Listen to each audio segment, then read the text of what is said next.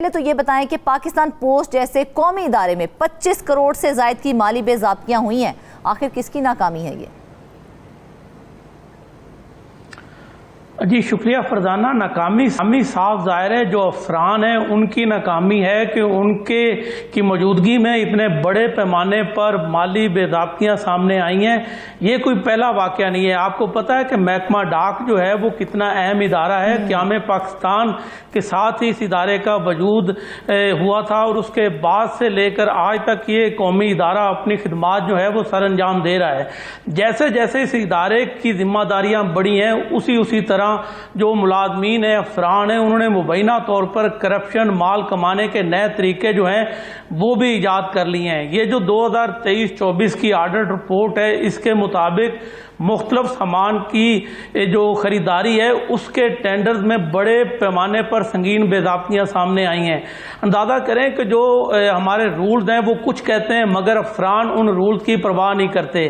اگر بات کی جائے پبلک پروکیورمنٹ رول 2004 کی، تو اس کے مطابق جب بھی کوئی وفاقی ادارہ 5 لاکھ سے 30 لاکھ کے درمیان کسی بھی چیز کی خریداری کرتا ہے تو پیپرا کی جو ویب سائٹ ہے اس پر اس کو پبلش کرنا بھی لازمی ہوتا ہے۔ ساتھ ساتھ جو قومی اخبارات ہوتے ہیں اس میں بھی اس کا اشتہار دینا لازمی ہوتا ہے۔ مگر اس معاملے میں ہوا کیا کہ مجموعی طور پر یہ 13 کیسز ہیں۔ 13 کیسز میں 25 کروڑ روپے سے زائد کی مالی بے ضابطگیاں کی گئی ہیں۔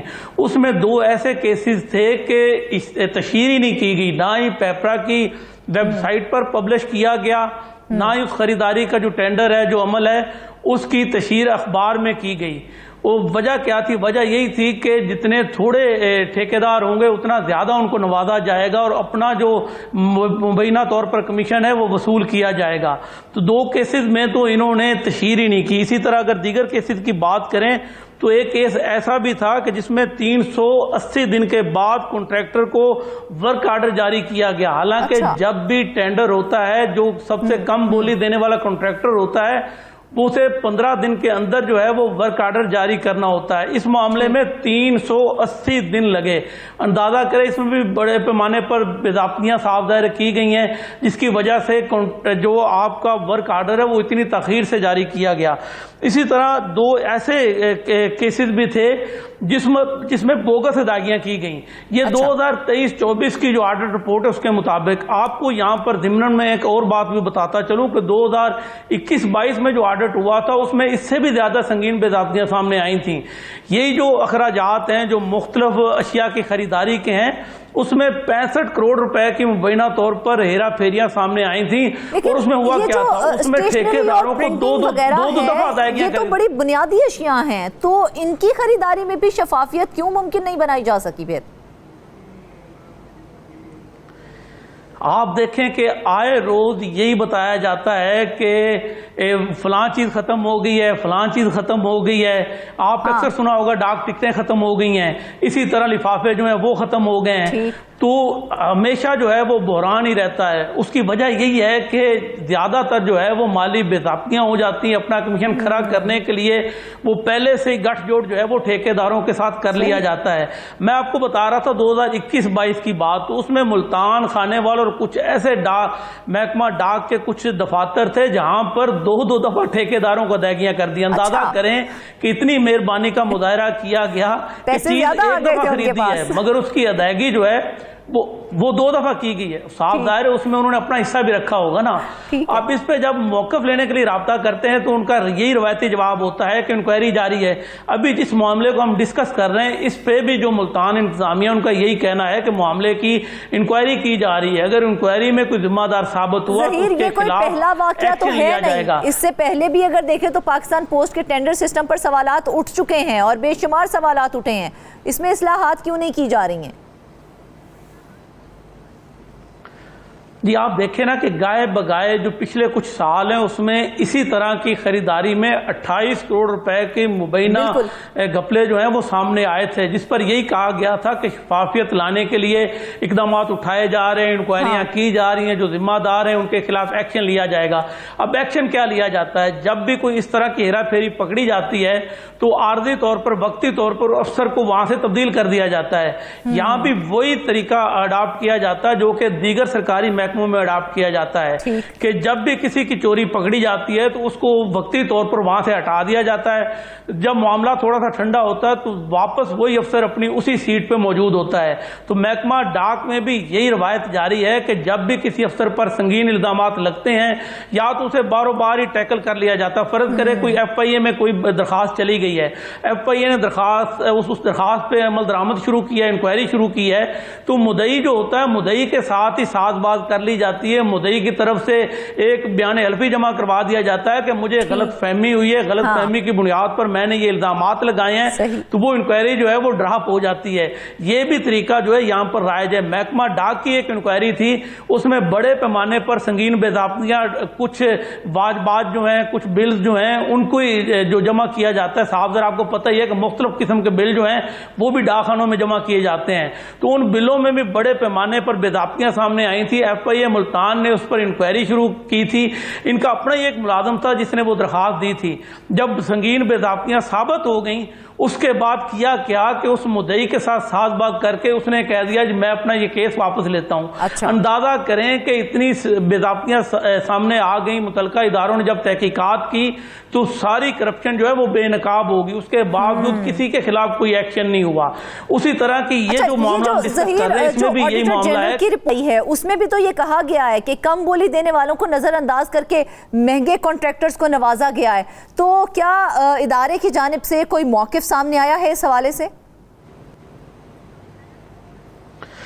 یہ آپ دیکھیں کہ 2 کانٹریکٹس ایسے تھے کہ جس میں سب سے کم بولی دینے والوں کو نظر انداز کیا گیا، ان کی بجائے جو دوسرے نمبر پر کم بولی دینے والے تھے ان کو ٹینڈر جو ہے وہ الاٹ کر دیا گیا۔ بالکل۔ اب اس کا جو جواب انہوں نے دیا، اس حوالے سے بھی ہماری بات ہوئی، تو پاکستان پوسٹ کے جو انتظامیہ ہے انہوں نے یہی موقف اختیار کیا کہ جو پہلے نمبر پر سب سے کم بولی دینے والے کانٹریکٹرز تھے انہوں نے ٹھیکہ لینے سے معذرت کر لی تھی، ان کی معذرت کے بعد جو ہے دوسرے نمبر پر کم بولی دینے والوں کو یہ ٹھیکہ الاٹ کیا گیا۔ اندازہ کریں کہ یہ کیسے ہو سکتا ہے کہ جو سب سے کم بولی لگا رہا ہے اگر اس نے معذرت ہی کرنی ہو تو وہ اس عمل میں حصہ ہی کیوں لے؟ تو یہ صرف اور صرف ایک جواز گھڑا جاتا ہے، بہانے بنائے جاتے ہیں تاکہ جو مبینہ طور پر بے ضابطگیاں کی ہیں اس کو وہ جو رقم مبینہ طور پر وصول کی ہے اس پر ہاتھ صاف کیے جائے، اس کو کھڑا کیا جا سکے۔ تو اس طرح کے معاملات جو ہیں وہ محکمہ ڈاک میں پہلی دفعہ نہیں ہوئے، آئے روز اس طرح کے معاملات سامنے آتے ہیں، اس کے باوجود یہ کوئی بھی شفافیت جو ہے وہ ہمیں نظر نہیں آتی۔ کچھ عرصہ پہلے ہی آپ کو یاد ہوگا کہ محکمہ ڈاک میں بے ضابطگیاں ہوئی تھی بھرتیوں میں، جنوبی پنجاب کے مختلف دفاتر جو ہے محکمہ ڈاک کے، وہاں پر 636 ملازمین جو ہیں اسکیل 1 سے لے کے 11 تک کے بھرتی کیے گئے تھے۔ 636 میں سے 300 سے زائد جو ہیں وہ امیدوار، ان کی اہلیت ہی نہیں تھی۔ اس میں ہوا کیا کہ کچھ ایسے امیدوار بھی تھے جن کے جو ڈاکومنٹس تھے وہ بوگس تھے، جس میں تعلیمی اسناد ہے میٹرک کی، ایف اے کی، وہ بوگس تھیں۔ یہ معاملہ جو ہے جب سامنے آیا تو اس کے بعد نیب نے بھی ایکشن لیا تھا، نیب میں بھی وہ انکوائری چلی تھی، نیب نے وہ معاملہ جو ہے وہ ایف آئی اے کو ریفر کر دیا۔ جب انہوں نے دیکھا کہ بڑے پیمانے پر اس کی انکوائری شروع ہو گئی ہے تو ملتان کے جو جی پی او آفس ہے وہاں کے افسران نے کیا کیا کہ ایک کمیٹی تشکیل دی، اس کمیٹی نے سفارشات دی اور اس کے بعد 25 ملازمین کو جو ہے وہ نوکریوں سے نکال دیا گیا۔ اندازہ کریں کہ جو بوگس بھرتیاں ہوئی، غیر قانونی طور پر بھرتیاں ہوئی، ان کی تعداد جو ہے وہ 300 سے زیادہ نکلی، لیکن جو نکالا گیا وہ صرف 25 ملازمین کو نکالا گیا۔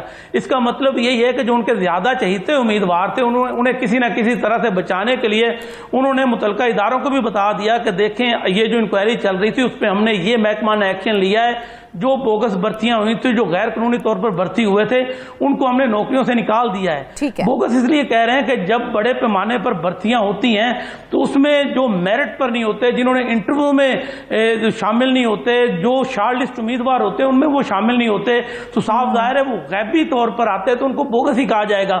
اب یہ بڑے پیمانے پر یہ بے ضابطگیاں سامنے آئی تھی بھرتیوں میں، لیکن اس میں بھی انہوں نے کچھ ملازمین کو نوکریوں سے فارغ کر دیا، جس کے بعد جو ہے انہوں نے اپنے آپ کو دکھایا کہ دیکھیں ادارے میں شفافیت لانے کے لیے ہم نے یہ اقدامات کیے ہیں۔ صاف ظاہر وہ جو انکوائری تھی وہ ٹھپ کر دی گئی کیونکہ انہیں رپورٹ جمع کروا دی گئی کہ یہ غیر قانونی طور پر بھرتی تھے، ان کو ہم نے نوکریوں سے فارغ کر دیا، حالانکہ ان کی تعداد جو تھی جو نکالے گئے اس سے بھی زیادہ تھی۔ یہ بتائیں کہ کیا پاکستان پوسٹ کے اندر ایسا کوئی فعال مانیٹرنگ یا ویجیلنس سسٹم موجود نہیں ہے جو ان بے ضابطیوں کو وقت پر روک سکے؟ جی آپ اندازہ کریں نا کہ اوپر سے لے کر نیچے تک جب سارے عملے نے ایک ہی ہدف رکھا ہو کہ کسی طرح سے مال پانی جو ہے وہ بنانا ہے، تو اس میں صاف ظاہر ہے پھر شفافیت کیسے آئے گی؟ یہ صرف اب جو بھرتیاں ہوئی تھی، بھرتیوں کا جو ہیڈ تھا جس کی زیر نگرانی یہ سارا کام ہو رہا تھا، وہ ادارے کا سربراہ تھا. اس نے کمیٹی تشکیل دی، اس نے اپنی مرضی کے افسران کو اس کمیٹی میں شامل کیا، انہوں نے سارے جو جانچ پڑتال تھی امیدواروں کی وہ مکمل کی، شارٹ لسٹ کیا، انٹرویو ہوئے، لیکن اس کے باوجود 300 سے زائد ملازمین جو ہیں وہ سفارشی بھرتی کر لیے گئے. اگر شفافیت ہوتی تو ادارے کا جو سربراہ ہے، ہو گئی ہیں نا ظہیر، محکمانہ کارروائیاں شروع ہو گئی ہیں، لیکن کیا یہاں پہ ہمیں یہ نظر آتا ہے کہ ماضی میں کسی ذمہ دار کو سزا دی گئی ہو؟ جی وہی سزاؤں کی بات میں نے جیسے آپ کو پہلے بھی بتایا کہ جب کسی پہ کوئی اس طرح کا الزام لگتا ہے، اس کے خلاف اینٹی کرپشن میں جس طرح صوبائی محکموں کے افسران ہوتے ہیں ان کے خلاف اینٹی کرپشن میں درخواست دی جاتی ہے، وفاقی محکموں کے خلاف جو ایف آئی اے سے رجوع کیا جاتا ہے. یعنی کہ جس طرح سے پہلے معافی تلافی ہوتی رہی ہے، اب بھی ہم یہی امید رکھیں کہ اب بھی معافی تلافی ہو جائے گی، کسی کو نہ سزا ملے گی، نہ معطلی ہوگی، نہ انکوائری ہوگی، ایسا ہی ہے؟ جی کوئی نہ کوئی رستہ تو یہ نکال لیتے ہیں نا. سازر اتنے پراپر طریقے سے جو ہے وہ ساری بے ضابطیاں کی جاتی ہیں، منظم طریقہ اپنایا جاتا ہے، اس میں غلطی کی گنجائش جو ہے وہ اپنے طور پر یہی سمجھتے ہیں کہ غلطی کی کوئی گنجائش نہیں ہے. لیکن جب بھی ان کے اوپر کوئی مانیٹرنگ والا محکمہ جس طرح آڈٹ حکام ہے، جب آڈٹ ٹیم آتی ہے تو وہ سارے ریکارڈ کی جانچ پڑتال کرتی ہے، تو اس وقت ان کے سارے جو دعوے ہیں، سارے اقدامات جو ہیں وہ دھرے رہ جاتے ہیں. کہیں نہ کہیں سے بے ضابطیاں جو ہیں وہ ابھر کے سامنے آتی ہیں، ان کی غلطیاں جو ہیں وہ آڈٹ پیراگ کی شکل میں سامنے آ جاتی ہیں. آخری سوال ظہیر، مجھے اس کا شارٹ آنسر چاہیے. مجھے صرف یہ بتائیں کہ پاکستان پوسٹ میں ای پروکیورمنٹ سسٹم کب تک لاگو کیا جائے گا تاکہ یہ انسانی مداخلت کو روکا جائے؟ جی حکومت کی طرف سے تو تمام محکموں میں بھی یہ سارا نظام جو ہے وہ نافذ کر دیا گیا ہے. جب بھی کوئی رپورٹ حکومت کو جمع کروانی ہوتی ہے تو اس وقت سب بچہ کی رپورٹ دی جاتی ہے، مگر انڈر ہینڈ جو ہے یہ سارے معاملات چل رہے ہیں. ہم نے پچھلے کسی پروگرام میں آپ کو یاد ہوگا ڈسکس کیا تھا، مختلف میونسپل کارپوریشن میں جو ٹینڈر ہوئے، ضلع کونسل میں جو ٹینڈر ہوئے، تو ادھر بھی ای پیڈ سسٹم ہے، لیکن ای پیڈ سسٹم کے باوجود یہ بڑے پیمانے پر سنگین بے ضابطیاں سامنے آ جاتی ہیں.